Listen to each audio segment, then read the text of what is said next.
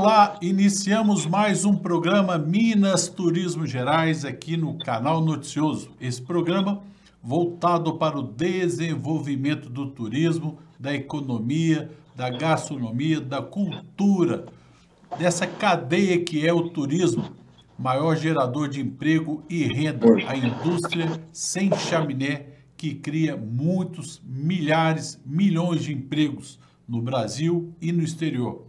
Hoje estamos falando diretamente do Rio de Janeiro com o presidente da Federação Brasileira de Hospedagem e Alimentação, Alexandre Sampaio. Alexandre, um prazer você estar aqui no canal Noticioso para a gente falar sobre esse momento do turismo no Brasil e no mundo. Sérgio, é um prazer estar com você e seus ouvintes do tão prestigiado programa Minas Turismo Gerais, através do canal Noticioso. Realmente honrado em estar aqui com vocês e partilhar um pouco de tempo na troca de ideias e na troca de experiências também, através de seus ouvintes e com você, de o que está se passando com o turismo brasileiro e como a gente pode ver ou antever as perspectivas da recuperação do nosso setor. Alexandre Sampaio é presidente da Federação Brasileira de Hospedagem e Alimentação, faz parte do Conselho Nacional de Turismo, tem uma experiência larga na hotelaria, tem hotéis no Rio, Capital e em Macaé. E, Alexandre, um ano da pandemia, ou seja, 365 dias, mais alguns dias, quase 370 dias. Vamos falar, um ano que mudou a vida de 8 bilhões de habitantes nesse mundo.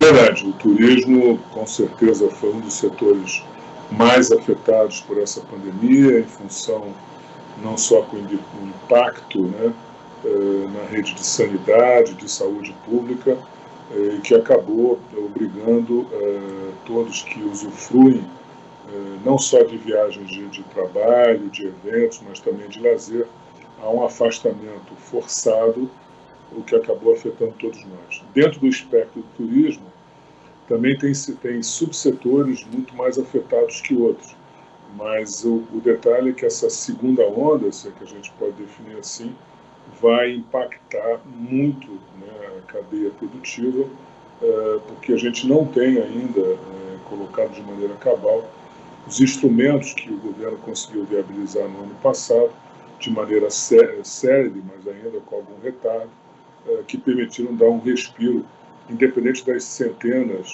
talvez alguns milhares de empresas que só sobraram, que fecharam no decorrer do ano passado, que talvez não voltem às suas atividades normais.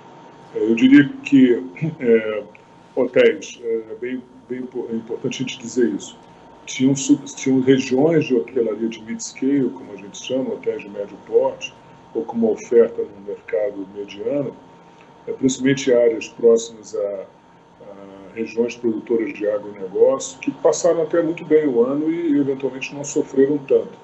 Outros ligados à atividade de geração de energia, em polos, principalmente lá do Pará, e outras atividades geradas por fontes energéticas, também não tiveram tantas dificuldades. A região de petróleo, Macaé, por exemplo, é bem verdade que fecharam muitos hotéis lá e outras regiões geradoras de petróleo também tiveram um nível mínimo, apesar da Petrobras ter reduzido muito as suas atividades e, por conseguinte, a gente brinca um pouco na área do offshore, quando a Petrobras espirra, todo mundo fica resfriado. Então, isso é uma verdade, muitas empresas de offshore, inclusive estrangeiras, diminuíram de maneira assim, sistemática a sua operação.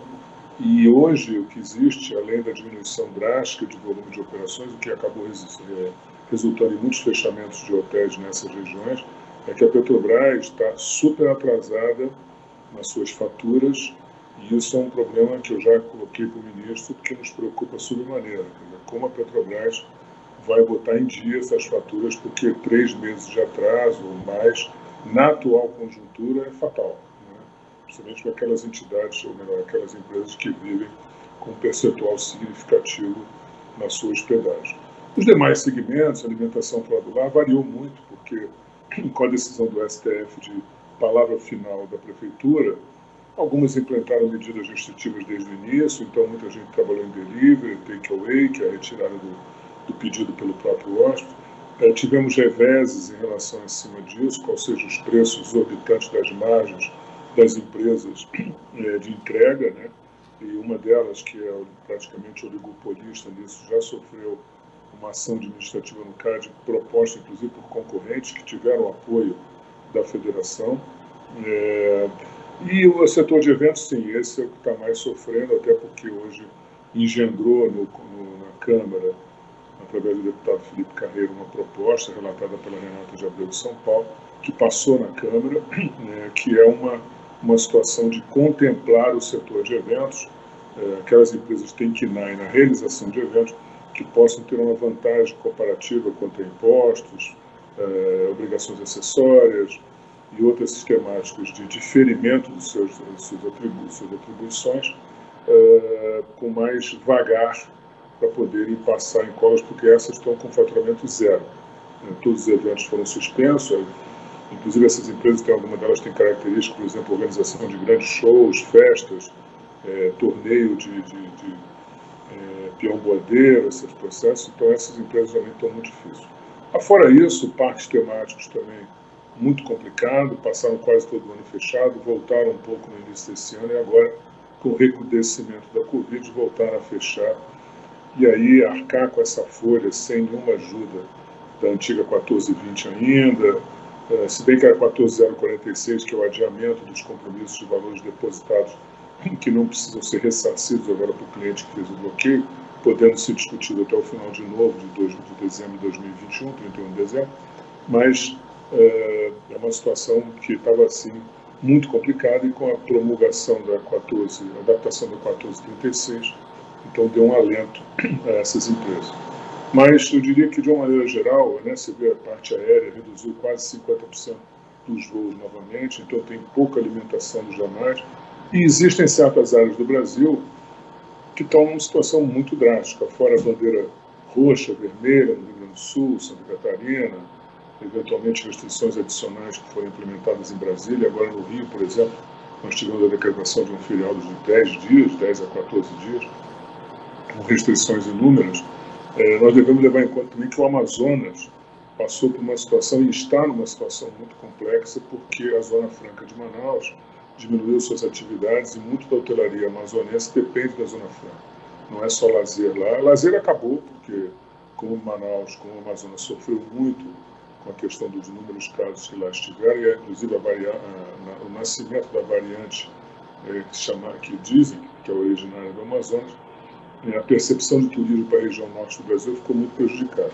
E aí restou praticamente a atividade industrial da Zona Franca, que também diminuiu drasticamente. Então, a hotelaria e outras atividades congêneres lá está realmente num processo muito difícil, com pouca ajuda, conta-se nos dedos, pouca ajuda de prefeituras e estados, como por exemplo na área de alimentação, diferimento do ICMS, diminuição de alíquotas, inclusive São Paulo aumentou, agora voltou atrás, algumas alíquotas de insumos básicos para a nossa atividade, mas também não vejo nenhum movimento de prefeituras dando diferimento de ISS ou permitindo algum tipo de situação que permita pagar o ISS do pouco movimento que teve dos hotéis em períodos específicos do ano passado e desse ano, principalmente de maneira parcelada. E também não tivemos retomada de refis. Então a situação é dramática, dramática. Muitas empresas que tinham uma visão que poderiam sobreviver não vão conseguir. Nós esperamos aí uma retomada. O Pronamp também, que está prometido para a retomada, o governo ainda não conseguiu deslanchar. Em suma, muita situação complicada, muito pouco falta de crédito e muita má vontade do poder público, seja ele estadual ou municipal, e mesmo federal, na sua dificuldade de botar de pé as propostas para poder socorrer o setor de turismo. Pessoal, hoje nós estamos conversando com Alexandre Sampaio, diretamente do Rio de Janeiro, presidente da Federação Brasileira de Hospedagem e Alimentação. E se você está nos assistindo, vai lá no like, assina lá, Canal Noticioso, esse programa Minas Turismo Gerais. Alexandre, aqui no chat, o José Eugênio está te mandando um grande abraço José Eugênio, do Sindetur aqui. O Encontro da Hotelaria, boa tarde, Sérgio, uma ótima escolha, Alexandre. O presidente, Alexandre, você tem mantido contato em Brasília, a gente sabe do seu bom relacionamento com o ministro do Turismo, o ministro Guedes, o pessoal lá em Brasília. Ano passado foi destinado 5 bilhões para o turismo, para pegar empréstimos para os setores de restaurantes, hotéis, pousadas, locadoras, etc. E acabou. Você falou aí, você acredita que o governo ainda vai ter recursos para emprestar para essas empresas, pelo menos tirar, tentar pagar as contas dos boletos que estão atrasados? Bom, essa é a grande questão, talvez o nó górdio que se apresenta, Sérgio. Lembrança aí o pessoal do Sindetur, a Federação dos Sindetures Estaduais está conosco lá na CNC agora, através do Michelão. Então, eu diria o seguinte, o governo tem uma missão, né, específica agora, que é conseguir viabilizar, primeiro, através da modificação da lei do PRONAMP e de uma negociação que está acontecendo, salvo erro, dia 26 agora, do Conselho Monetário Nacional, conseguir um diferimento, uma sistemática que permita aquelas empresas que têm parcelas de vencimento de PRONAMP caindo agora, nesse mês de março, inclusive, ou início de abril, que consigam um diferimento para pagar mais para frente. Atualmente, você pode ir no seu banco repassador de PRONAMP, sendo você micro e pequena empresa, apesar de ter, em tese, uma garantia plena do FCO, o banco tem por direito contratual a capacidade de exercê-lo e negativá-lo. Então, eles estão, né, percebendo a situação, podendo fazer uma postergação desse parcela, mas ela com certeza se agrega ao final do prazo contratualizado e com o juro do mês não pago. Ou seja, você em uma situação inflacionária crescente, com o IGPM quase disparando, isso é muito perigoso e problemático. Fora isso, o governo lançou o Fungetur, que é aquele fundo gerido pelo Ministério do Turismo, 5 bilhões, alguma coisa saiu inclusive para Minas no ano passado, e eu diria que o Fungetur tem um problema crasso, né? A partir do momento que a Caixa se agregou a ele e assinou o convênio, as normas operacionais da Caixa exigem para você hoje pegar a Fungetur, que é uma linha interessante pelos juros de 5% ao ano e mais correção, ele tem um pequeno problema, ele está exigindo, a Caixa está exigindo a garantia de aplicação financeira igual ao empréstimo tomado. Ora, se eu tenho recurso, claro que eu quero proteger meu caixa para eventualidades futuras, a gente não sabe quanto tempo vai demorar essa crise, mas, se eu tenho recurso, como é que eu vou aplicar no banco, que vai me dar um juro menor, talvez, porque a situação de aplicação financeira está muito ruim, ou então eu entro em risco, né? Tem que ficar no fundo de risco. E como é que eu vou botar o meu capital em risco para garantir um empréstimo se eu tenho aquele valor? Então, nós pedimos ao Ministério, já solicitamos à Caixa, que flexibilizasse outras normas, ou outras sistemáticas de garantia, como, por exemplo, recebíveis, ou mesmo aval pessoal, dependendo do comitê de crédito do banco, ou da agência da Caixa Econômica que está analisando. Essa é uma questão. As outras questões são referentes à FGI, que foi aquela linha para quem faturou mais de 4 milhões e 800 no ano passado, que tomou empréstimos de FGI com o fundo garantidor. É bem verdade que a garantia da FGI era 30% da operação, mas muitos bancos repassadores, inclusive a banca privada, literalmente não se baseou nisso, exigiu garantias maiores, mas, oxalá, quer dizer, saiu o dinheiro, né? E efetivamente esses empréstimos vão começar a vencer agora e existe uma preocupação em relação à adimplência, porque voltamos à estaca zero de faturamento. O governo tem... Aqui em Belo Horizonte, semana passada eu entrevistei o Rodrigo Mangerotti, que felizmente o grupo Accor vai inaugurar 2 hotéis, está previsto dia 6 de abril. É um grupo grande, né? Nacional e internacional, mas infelizmente aqui em Belo Horizonte temos 10 hotéis fechados, não tem previsão ainda de abrir. Você, como presidente da Federação Brasileira, conversa com o Brasil inteiro, 24 horas aí no telefone, Você tem noção de quantos hotéis no momento estão fechados no Brasil e quantas pessoas, os colaboradores, estão afastados ou foram demitidos? Olha, em levantamentos assim, que foram feitos no decorrer do ano passado, que eles se atualizam, né, em função do sabor das medidas e do recrudescimento da própria pandemia, com certeza muitos mais pousadas e hostels, não tanto hotéis. Alguns fecharam, mas com previsão de abrir no futuro. Fecharam mais de 220 unidades hoteleiras no Brasil inteiro, definitivamente, eu diria. Parcialmente, talvez aí um pouco mais chegando talvez a umas 300 unidades. Então, e muitas vão voltar a fechar agora. Complexos, quer dizer, hotelaria junto com parques temáticos se inserem nisso. Nós perdemos quase 150 mil empregos no decorrer do ano passado e não perdemos mais por causa das medidas da 14, da MP 936, né, 1420, que agora virou lei, e que a gente espera que seja reeditada a permitir salvar mais empregos. Mas a gente caminha na projeção para 300 mil demissões, considerando o turismo em todo. Né? 300 mil? 300 mil, mas não é só hotéis e restaurantes, engloba tudo. Ah, tá. Ou seja, parques temáticos, aviação, pessoal de eventos. Então, essa é a projeção que a gente tinha pelas contas da CNC. Eu acho que esse quadro tende talvez a se agravar um pouco. Houve possibilidade de contratação no início desse ano, porque a gente se acreditou muito no verão, mas com a expansão de novo do processo de contaminação ou das variáveis, né, houve um revés, um recuo desse processo de contratação, e acredito que se a gente continuar nessa linha de demissão, a gente vai chegar a esse número que eu falei, que quase foi atingido no ano passado e que deve se materializar até meados do mês. Eu diria que é importante notar que os pequenos sofreram muito, né? Hotéis ainda têm condição aqueles que tiveram condições de financiar as suas demissões ou fizeram acordos intersindicais, e aqui eu ressalto que os laborais foram muito solícitos na maior parte do Brasil,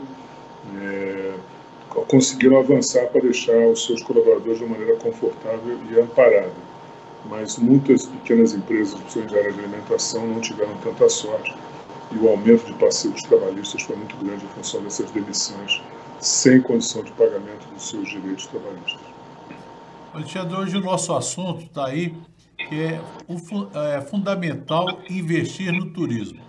Se Deus quiser, já vacinaram 5 milhões de brasileiros, as 2 doses, vi há pouco, me parece quase 13 milhões a primeira dose no Brasil inteiro, muito pouco, representa menos de 7% da população, e a segunda dose, 2% da população.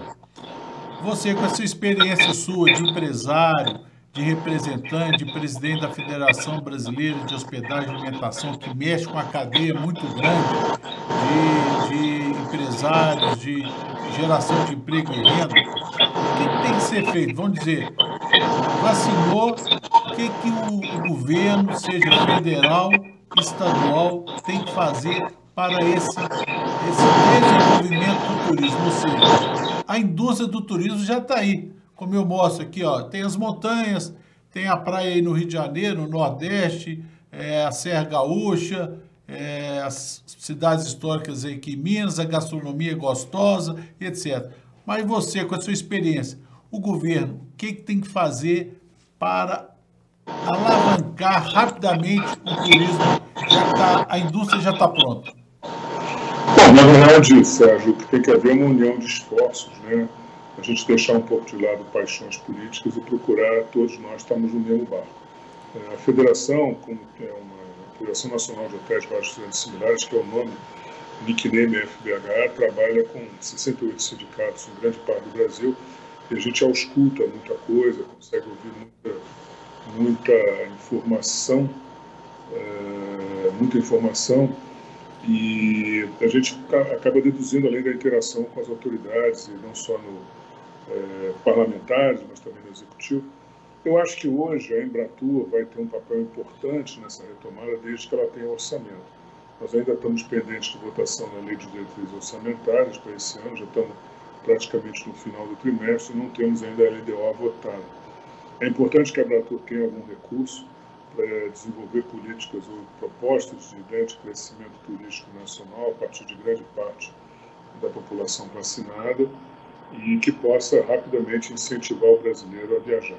Todos nós estamos com demanda reprimida, no sentido de que a gente tem passado assim com muita força de vontade para superar esse isolamento, mas todas as pessoas adultas ou mesmo adolescentes e crianças queremos, dentro do possível, viajar, voltar a congregar com outros parentes em outros estados, mesmo que a questão internacional demore um pouco mais. Eu acho que é importante a gente ver as campanhas de divulgação e incentivar nesse momento as campanhas de vacinação, para que não haja nenhum tipo de percalço em relação à vacinação, quer dizer, toda a população seja solícita e partícipe dessa vacinação. Vamos ter as doses aí que estão chegando, vai demorar um pouco mais, mas vai chegar.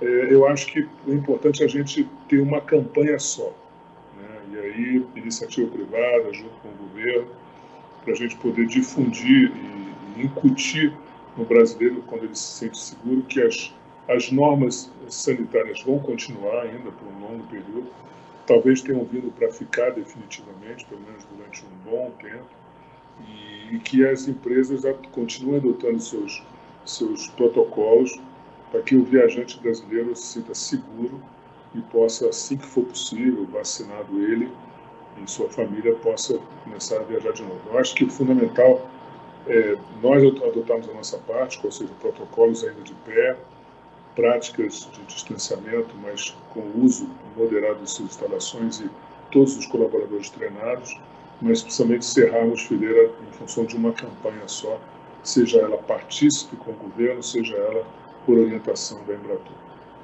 Eu escutei uma entrevista do presidente do Senado, mineiro, o senador Rodrigo Pacheco, disse que amanhã, quarta-feira, dia 24, vai fazer uma reunião o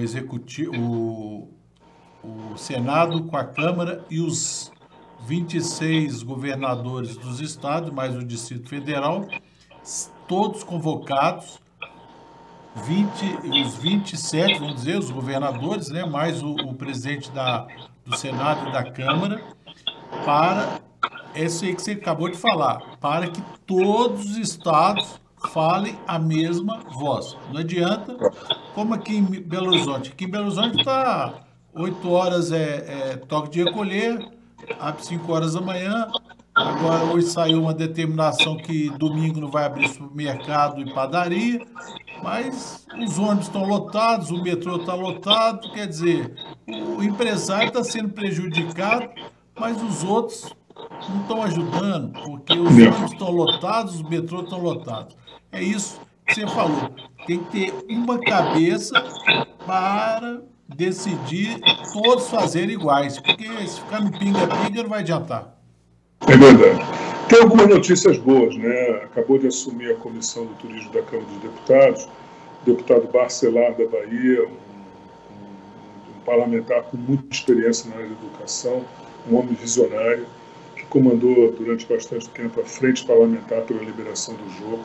Eu acho que o jogo no Brasil adquire agora um ingrediente importante para alavancar o crescimento rápido, a retomada rápida da questão do turismo no Brasil. A gente não pode abrir mão de nenhuma alternativa para poder desenvolver esse setor tão prejudicado, tão machucado durante essa pandemia. Então, esse deputado é um deputado assim, muito partícipe, já convocou para audiências públicas nessa sexta-feira agora, remotas, claro, a gente vai estar participando, mas ele tem muitas ideias e quer provocar o governo, mas também quer provocar no bom sentido de estimular ideias, troca de experiências e propostas que possam agregar e somar.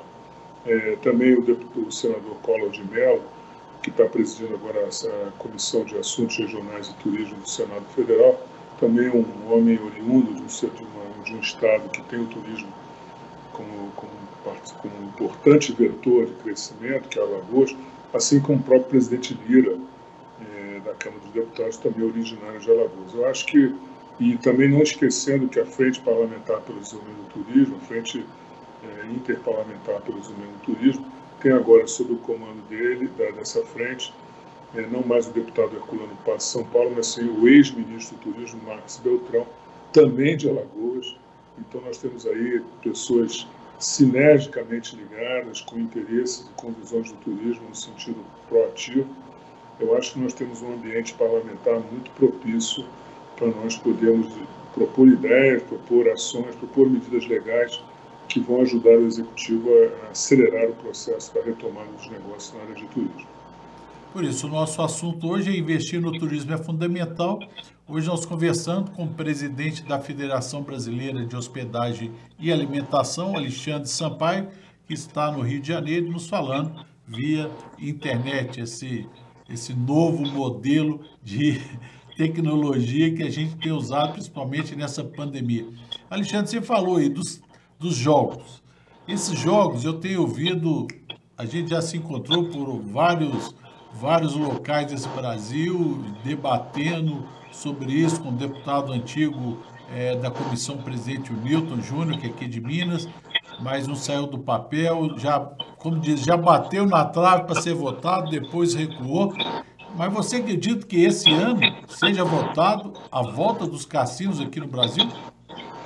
Eu acho que abre espaço, pelo menos, para discussão, porque, logicamente, que a primeira prioridade única agora é as ações fitossanitárias, qual seja na área de saúde pública, como as vacinas, compra e, efetivamente, iniciativa nesse sentido. Eu acho que depois de vacinarmos os grupos prioritários, né, até 60 anos, eu acho que a partir daí os mecanismos que vão permitir a iniciativa aprovada comprar vacinas, poder de dar uma metade para o SUS e vacinar seus propostos, seus colaboradores, vai acelerar de maneira muito rápida a questão da difusão da vacina. Realmente a logística de vacinar no Brasil inteiro às custas do erário não é fácil, até quando todo mundo está precisando de vacina e o mundo inteiro está demandando os fabricantes. Mas eu acho que, vencida essa fase do pessoal da faixa etária de risco, nós temos condição de fazer um crescimento geométrico da questão da imunização no Brasil. E a partir daí,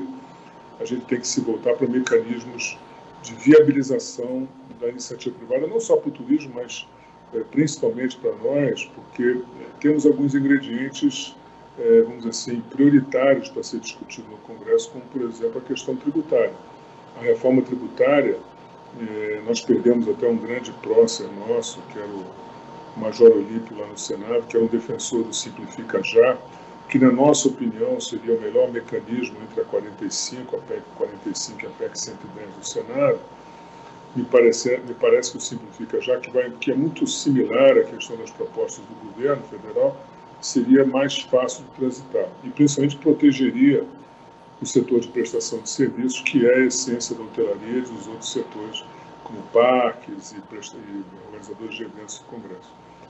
A PEC 45, que parece que voltou a ser cogitada, mesmo que na comissão mista, mesmo que o Senado volte a ter protagonismo disso, ela acaba sendo um misto entre 45 e 110, e ela é muito cruel com o setor de serviço, na medida que aumenta muito as nossas alíquotas de contribuição sobre o que ESG for na nomenclatura desses impostos futuros. Então, eu acho que tudo se soma a mecanismos como para ajudar na recuperação, que tem a reforma tributária, claro que as questões políticas, de reforma administrativa, menos peso do Estado, privatizações, tudo isso colabora. Mas para nós, empresários, interessa muito a questão tributária e uma questão de uma alavancagem. Então, por isso que eu falei no jogo, porque o jogo tem condição de induzir a crescimento, trazer riqueza, circulação de recursos, emprego, né? E principalmente pode levar esse crescimento para certos rincões do Brasil que são fundamentais, como, por exemplo, resorts com jogo, ou algumas cidades, em Minas, no caso, as cidades, pode retomar o grande projeto de nós fazermos de novo as instâncias hidrominerais mineiras terem protagonismo no turismo nacional. É importante isso aí a gente criar, né, Alexandre? Porque a gente vai vendo que os países da Europa, vamos dizer, né, os Estados Unidos, o Canadá, recebem milhões e milhões de... quer dizer, a Espanha eram 70 milhões, a França mais ou menos isso também, de turistas ano. Aqui no Brasil, desde que eu me conheço como jornalista, há 35 anos, a gente ouve que o Brasil recebe 6 milhões de turistas estrangeiros, né? É muito pouco. Mas, infelizmente, nós caímos nessa pandemia, o turismo, né? Você que está nessa área aí há muitos anos, o turismo em 2019 foi excelente, a perspectiva para 2020 era muito melhor, voos internacionais um atrás do outro. Agora a mentalidade é outra, a gente reinventar novamente, né? Consertar o carro com o veículo andando, vamos dizer assim. E a gente tem que terminar, infelizmente, Alexandre, a prosa sua tá boa, essa aula que você está nos dando de números fundamentais, esses andamentos dos processos em Brasília para investimento no turismo. Mas você, Alexandre, está otimista no sentido de que o Brasil, vamos ser vacinados, se Deus quiser, em breve. Eu com meus 5,8 nas costas, aí não sei até que dia que eu vou ser vacinado, que cada dia muda.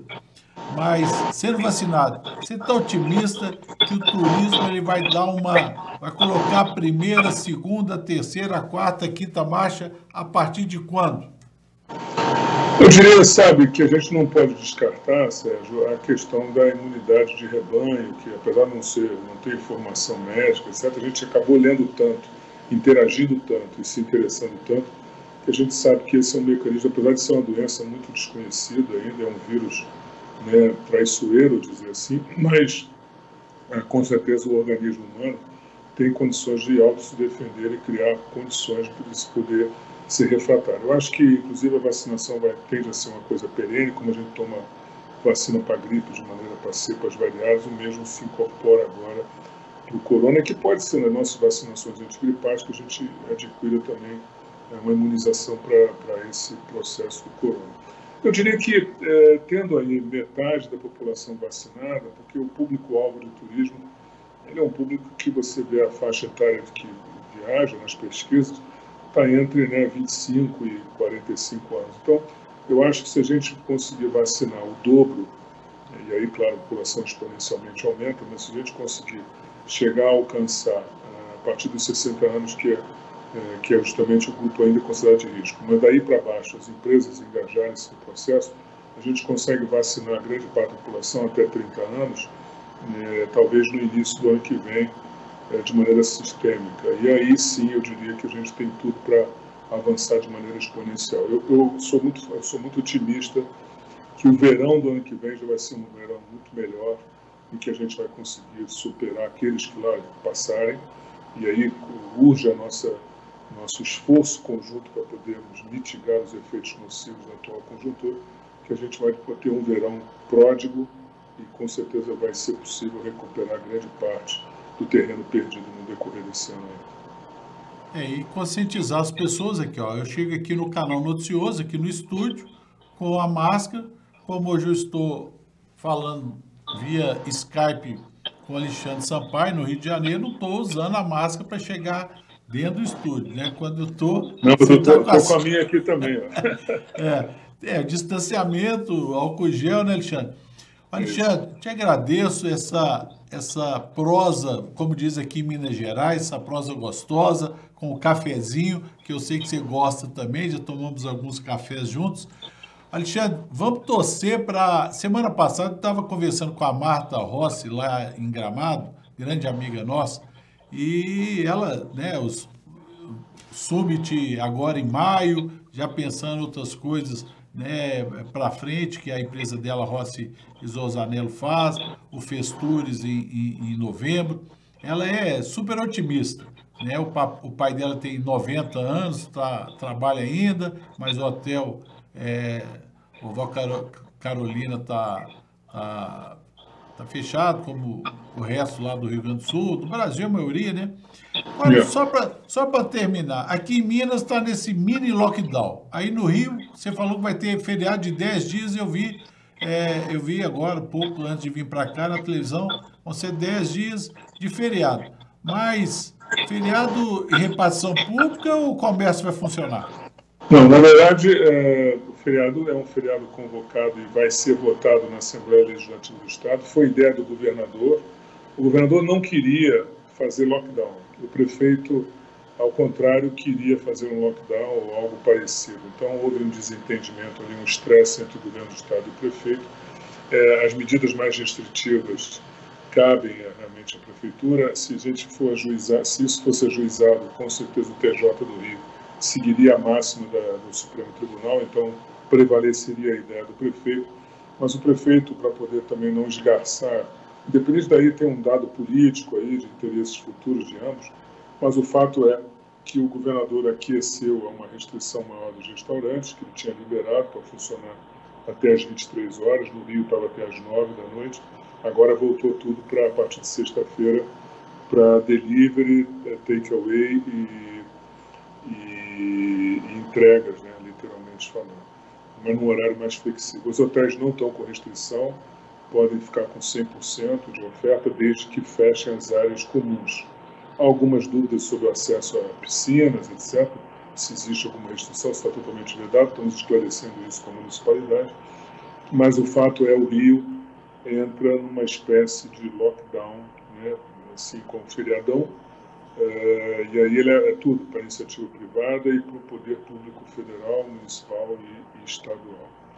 Tem um detalhe importante, que as praias, em tese, tiveram uma normativa da prefeitura para fechar no final de semana, mas não houve ainda formalmente uma extensão da proibição de dia de semana, se bem que a prefeitura se manifestou que não havia revogação e o entendimento que havia restrição continuada. Só que ontem a praia teve um mínimo movimento, o Carioca obedeceu, no final de semana foi vazia as praias, até porque existe restrição na orla de estacionamento, mas ontem teve um pouco mais, hoje já tinha um pouco mais gente.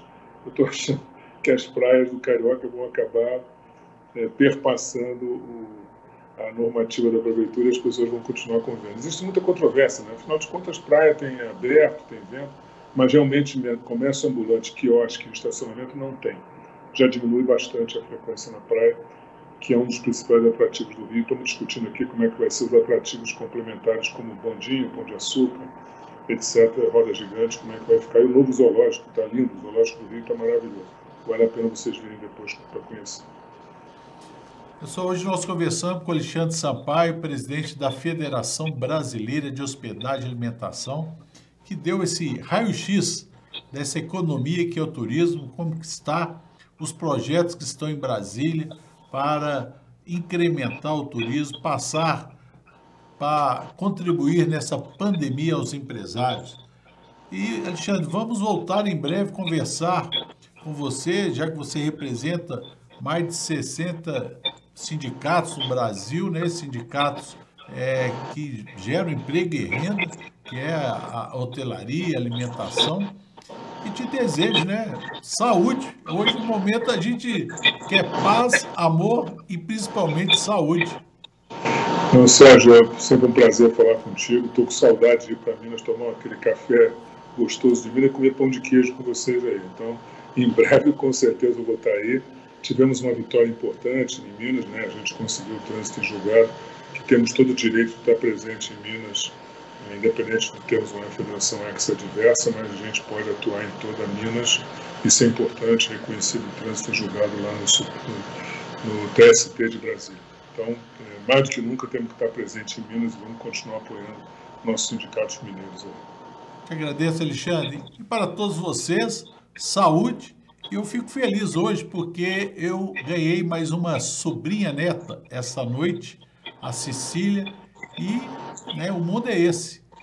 Nascendo uma sobrinha neta, Cecília, neta da minha irmã Flávia, filhas dos meus sobrinhos Felipe e Patrícia.